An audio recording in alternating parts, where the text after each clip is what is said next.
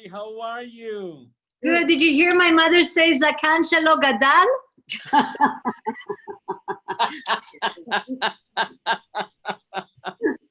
No, I say like this. Now he really looks like a rabbi.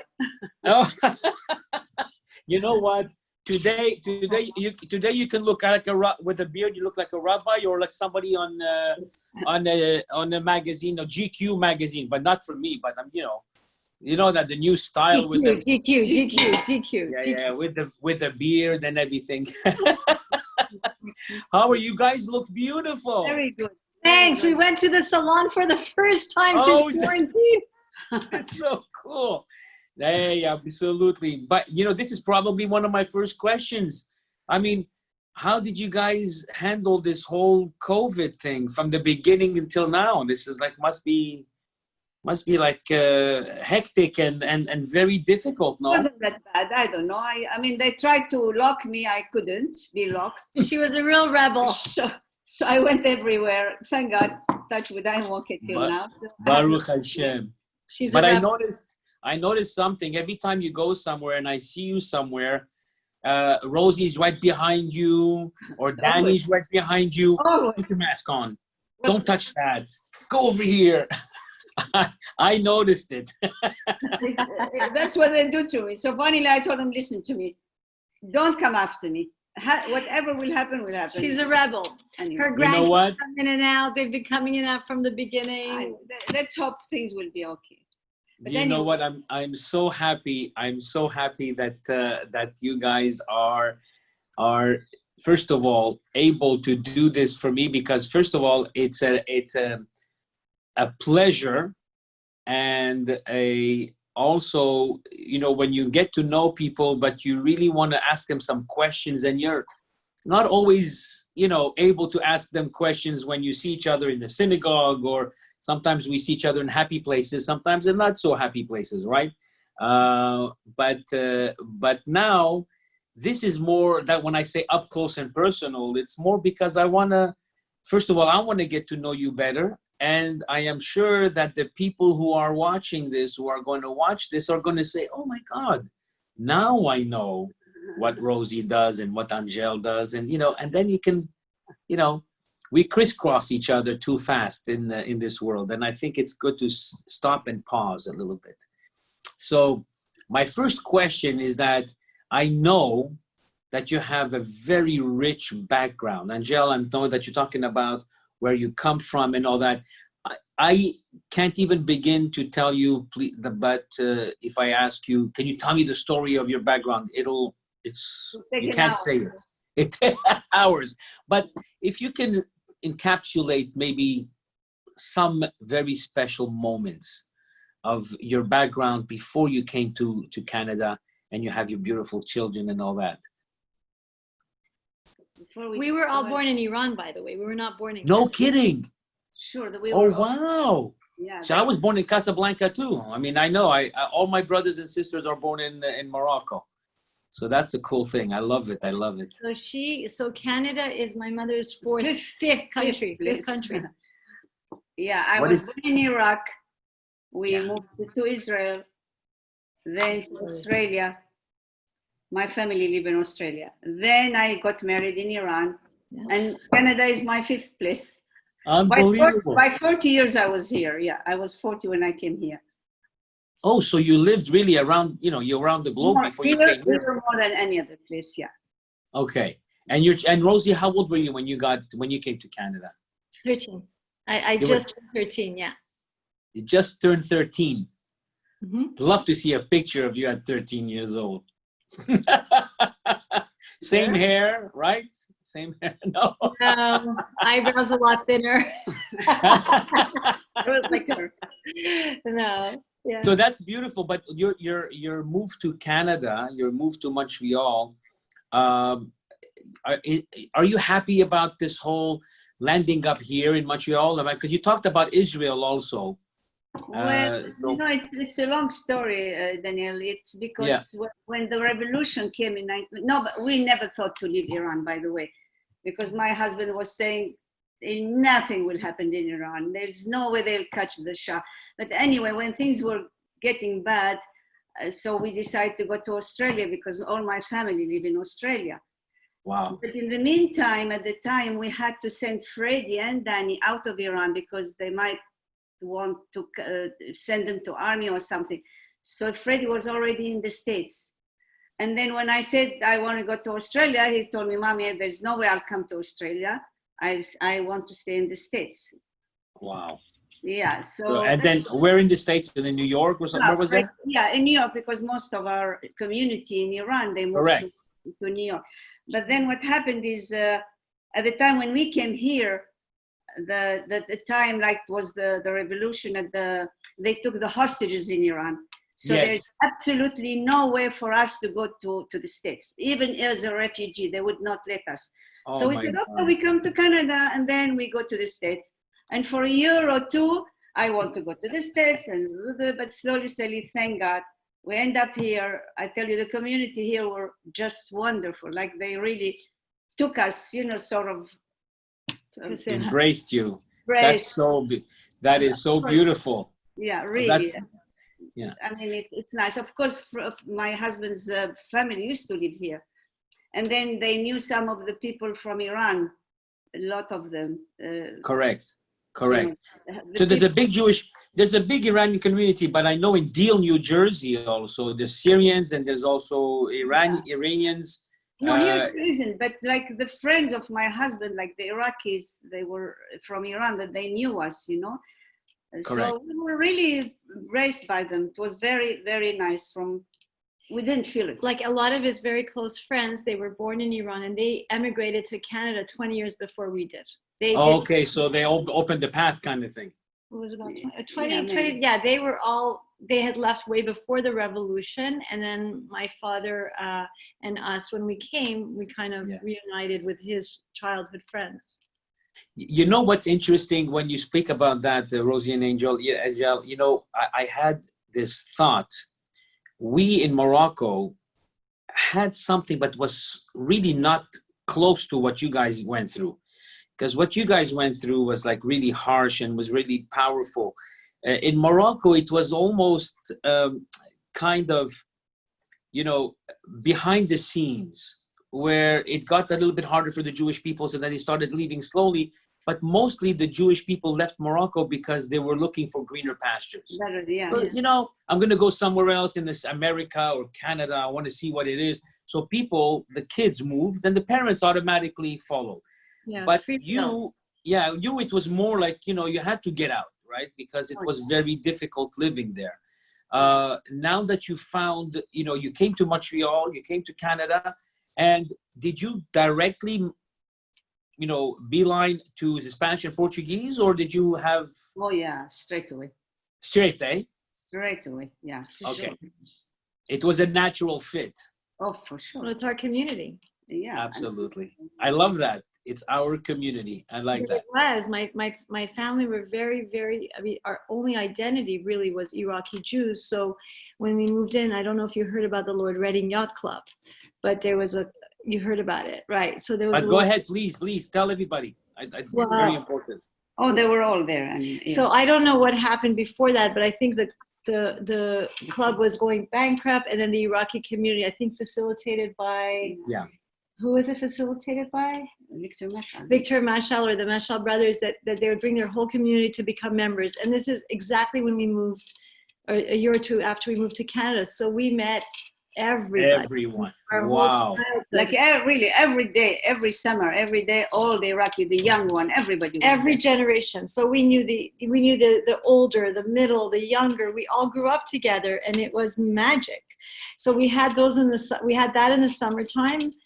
And then we had the synagogue for all the high holidays and things like that. It was just... It seems to me like you missed those days. Oh, it was amazing. It was very nice. It was amazing. It was for the kids, like it's really, it was really a very nice time in the club. Yeah. So this kind of environment, or this kind of feeling that you talk about, it's something that every synagogue almost is striving to achieve, so that people can make the synagogue like the center of their lives again. At one point, the synagogue was the center of people's home, because they went home and then they went to the synagogue. They met at the synagogue for every event or whatever. Now it's becoming more, there's so much distraction. And so Rosie, you have young children, and your son just had his bar mitzvah, and he did a Luckily, great job. right before the pandemic, so we were very, very lucky. You were right on the line, and he Really, did yeah. amazing. He was an amazing student and a great bar mitzvah boy. What's your aspiration for the future, to bringing young people like your children to the community and feel a little bit of what you felt when you came here and you had this Iraqi community welcome you? I mean, it would be ideal. For us, it was very natural because it was obviously like a synagogue is a little more challenging. Here you had a pool and a cafeteria, and plays and shows, and but we miss it, and we wish our kids would have it, because I don't think there was an Iraqi community, that family that was not involved. Like we were friends, right. Parents were friends, but as you know, my son is really gravitating towards the Spanish and Portuguese. He's completely fascinated by, the Iraqi community. So for me, I mean, I'm not sure if it's every family, but because of his interest, then the synagogue has become a much bigger focal point for our social life. Whereas when we were growing up, it was more the club, and then the synagogue just happened to be like where the high holidays were, and you saw everybody. But honestly, I mean, just being totally honest with you, it's very important. My social life, our social life did not depend on the synagogue. Whereas now, with my children and my son, we will not congregate with Iraqis unless it's at the synagogue. So it's taking on a whole different role. And you're right. We're all interested. Obviously, like, our kids are different ages, but now, I mean, I would love for my friends to see them, and like, we know our friends' kids, but to make that bigger, it'll be amazing.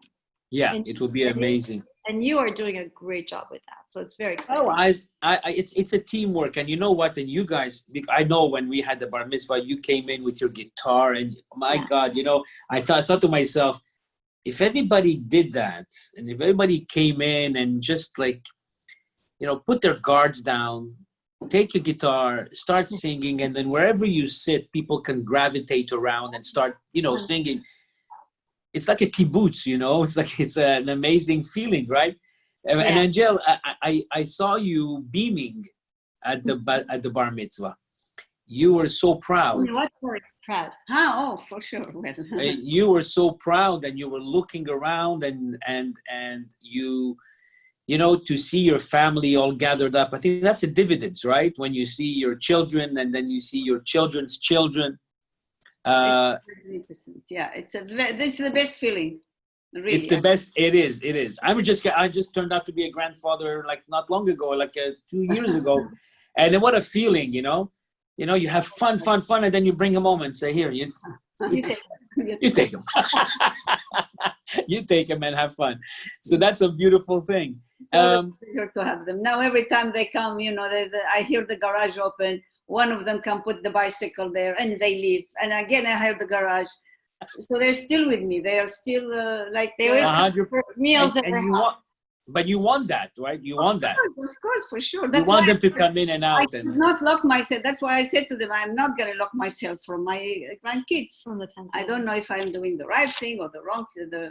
You know what? You're such a brave person, and you're such a very good person.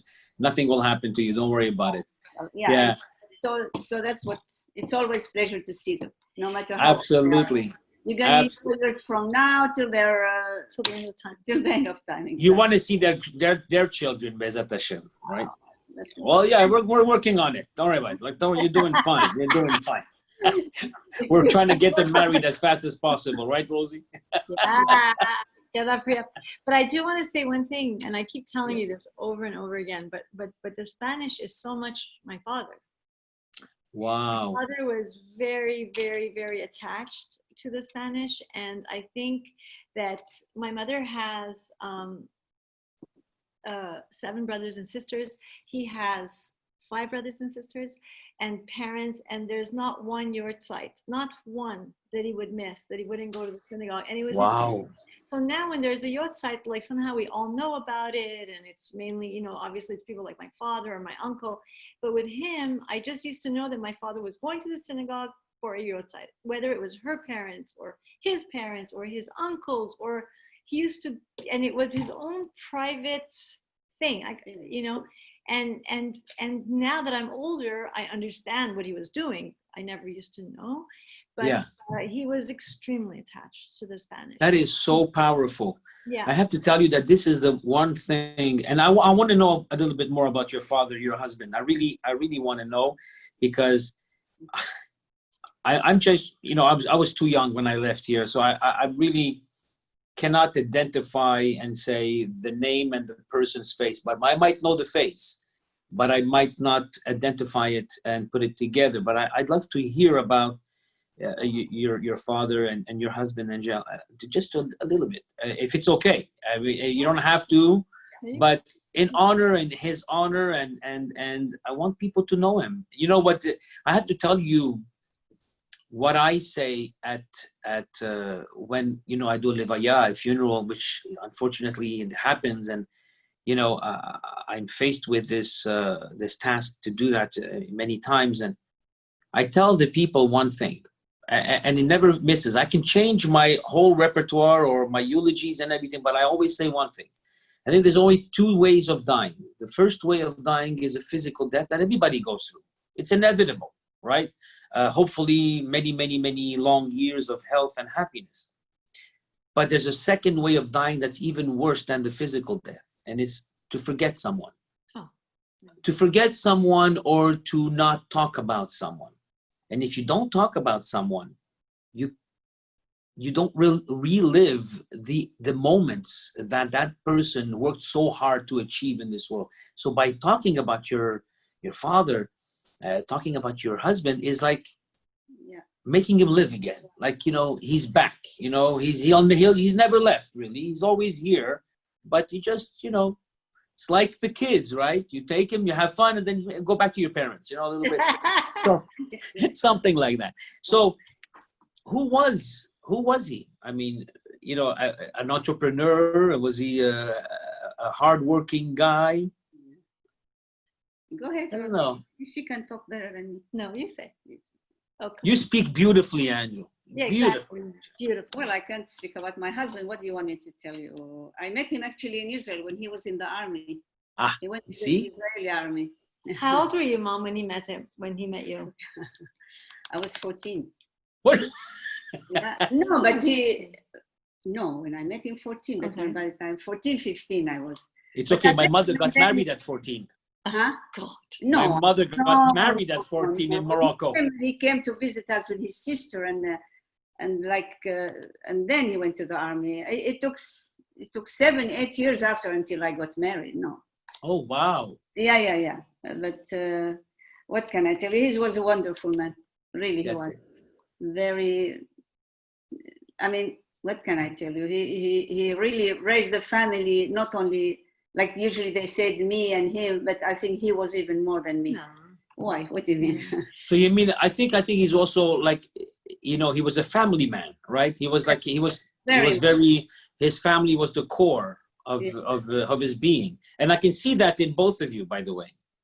When you see your kids, you know, it's funny, when you see somebody looking at their kids with a certain demeanor, you can read between the lines, you know, and I see that in your family. I mean, Danny and Freddie, I mean, they're so sweet and so nice. I feel like telling them, you know, say something bad. I don't know, just swear, or I don't know, say something. They're always so nice. Yeah, very much like him. Yeah, really, like a very thoughtful father and husband and friend. And he was, the Iraqi community actually meant everything to him. Really, everything. Wow. So it was, but really, like, that's where my parents identified. That's why Montreal and its community meant so much for us, because their only friends were Iraqi. They're only, no, it's true. Yeah. I mean, I'm just telling you the truth. Like No, which is fine. This is what we do. The synagogue, the friends, and one of my favorite pastimes. And if you can get this to happen, it will be absolute magic. Say it. We'll do it. It's their friendships. It's like, I mean, I don't want to leave anybody out, so I don't want to say names, but like Yvette, Michelle, the Ambars, the Catans, like the Michelles, like millions. They had a social life like we never even. Oh my God! I know exactly what. So like 4 a.m. like and my father would never stop saying how like he had his cards or his backgammon in the synagogue. He had it in the synagogue and at Yvette Michelle's house. Always her house was every open for Saturday. I mean, open house. You know what? You know when is Saturday to go to Yvette's house? I mean, yeah. That's so funny. Yeah. That's amazing that you say that, because I think it's a hot country, like a hot-blooded, people. Why? Because they, like the Moroccans and my parents, do the same thing. They had parties every day. They would have music and machia and drinking and eating and people coming in and out of the house. It was a big party. They used to fight. Next week is my turn. No, the week after. Like, it's unbelievable. That's called joie de vivre. Yeah, my mother looks at us. She's like, "You guys have no social life. What is this? Like, you don't go out, you don't party." And it's like, it's true. You cannot compare. For us, a good party is like a glass of wine and watch a movie. I don't know. Exactly. Netflix. Right? Yeah. Netflix. Anything new on Netflix that you're watching that you like? You want to share with everybody what you like? There's actually a couple of good things on Netflix now. I don't watch TV a lot because by the time I get home, I sit down to eat and it's already like 11. Yeah. But sometimes my kids say, "Well, you got to watch this, you got to watch that." So, I turn it on and it becomes like I don't even know what's happening, and I'm just looking at pictures. I said, okay, this is too much. But we need to go out more and we need to have fun. And that generation really knew how to have fun. I don't know. I don't know. Really, I don't know.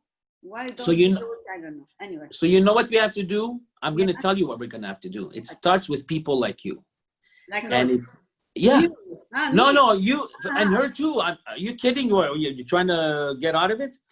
Here, it starts with people like you, because you knew and you know how it feels to be a community. You know what it feels to be together and to have fun. And I think it would be so beautiful, even if we started with a small nucleus of people and just get together and then come here to the synagogue, use the synagogue. I'm saying that in front of everybody. Take it for free. Just come and bring your friends and start creating that little nucleus. Playing games, backgammon and chess and all that kind of stuff. Let's put the guitar and we'll start singing, getting a couple of, we'll do when this COVID finishes. Yeah. We can do this like, an open mic.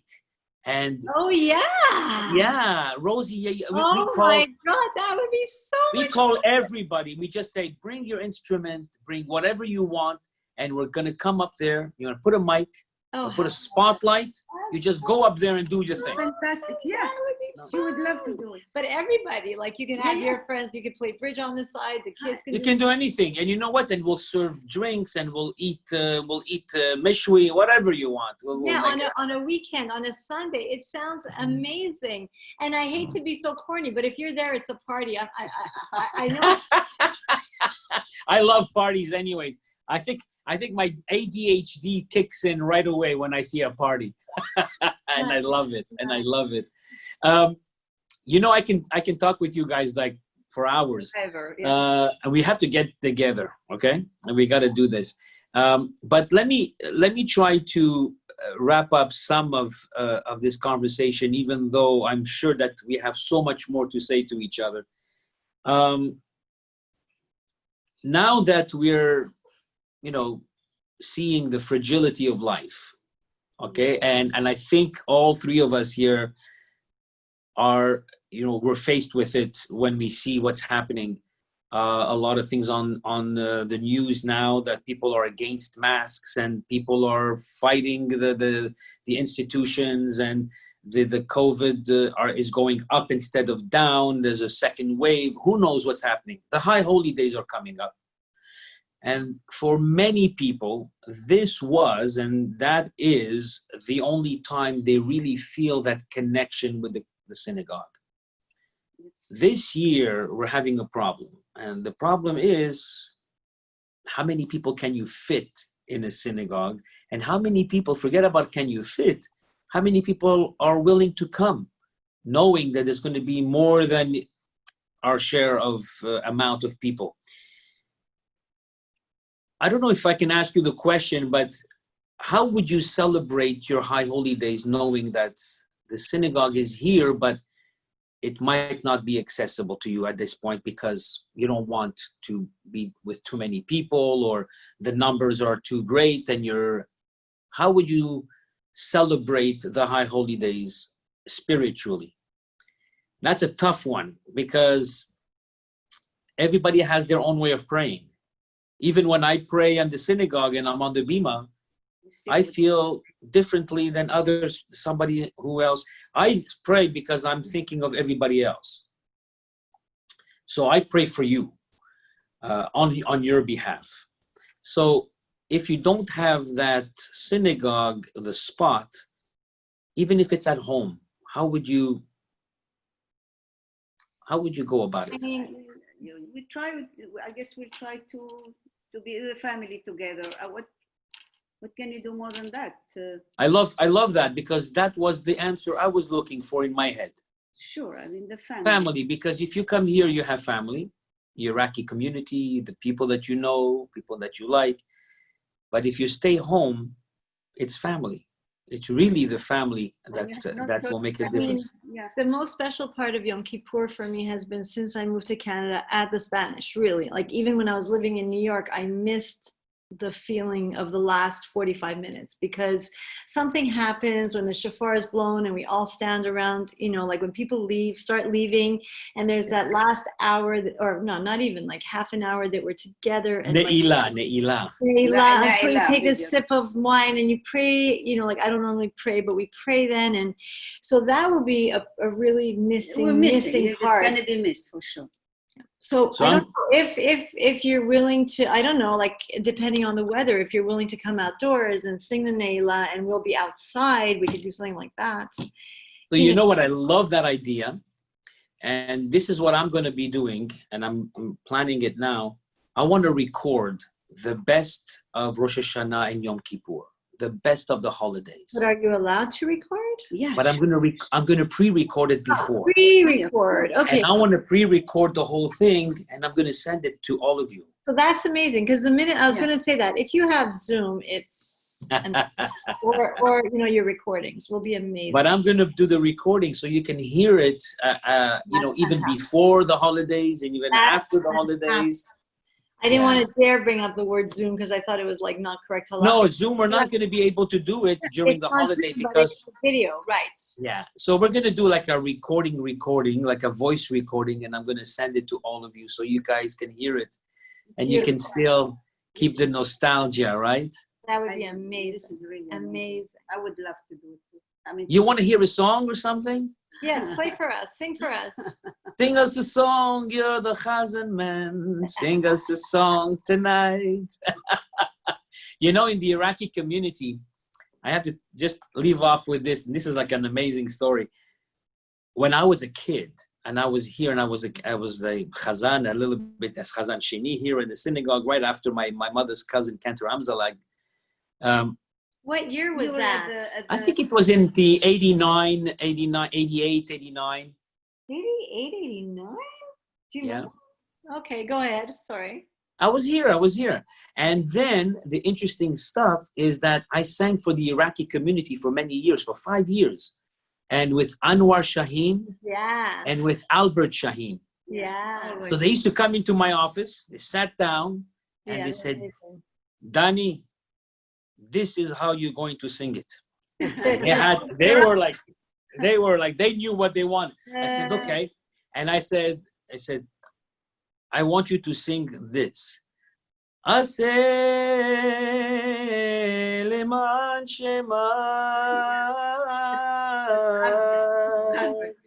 Albert song. Ase leman amita. Albert. And I used to, wow, man. And from then on, I kept on singing these beautiful tunes, and I continue. Anshe emuna Really, I mean, abadu. You remember when Albert used to sing it? His Anwar Shaheen was wonderful. Like, really, Wow. he held the synagogue for the holiday. Really, he The was blue book and the red book. And then he used to say his famous "Kindly Rise." Kindly rise, kindly rise. Exactly. See, it's part of our childhood. You guys, I have to tell you, it was such a pleasure to Thank speak you. to both of you. I love you guys very much, and I hope that we continue to grow together. Absolutely. And I want to thank you, because now people get to know who you are, and when they see you, oh, I know you. And I promise me, Rosie, that we're gonna get together and sing some good 100%. songs. I always praise you. You know that. And my son. I love her. I love your family so much. I love them. Always welcome. Absolutely. Let's do it. Okay. Okay. Love you guys, and I'll speak to you soon. And when this COVID is over, Yeah, we're having a party. No, for sure. Okay. Say hi to Miriam. Absolutely. Bye bye. I will. Bye. Bye. Bye. Love you guys. Bye bye.